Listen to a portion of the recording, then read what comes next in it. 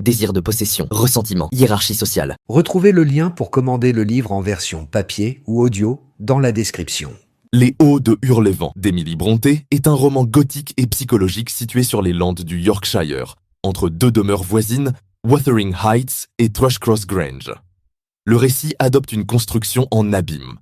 Le locataire Lockwood, venu de Londres, rapporte ce qu'il voit et surtout ce que lui raconte la gouvernante Ellen Dean, si bien que la violence des faits nous parvient à travers des voix, des souvenirs, des jugements. L'intrigue s'ouvre sur un climat d'hostilité et de hantise.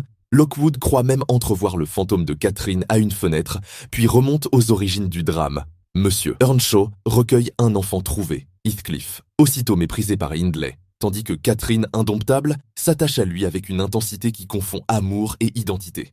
Quand Catherine choisit d'épouser Edgar Linton, plus riche et socialement acceptable, Heathcliff disparaît puis revient décidé à se venger, méthodiquement, des Earnshaw et des Linton. Sa rancœur se prolonge jusque sur la génération suivante, transformant l'héritage, l'éducation et le mariage en armes. Catherine meurt en couche très jeune, mais la passion de Heathcliff ne s'éteint pas. Elle se mue en obsession, au point de consumer toute possibilité de bonheur. Brontë fait ainsi d'une histoire d'amour un laboratoire des forces destructrices.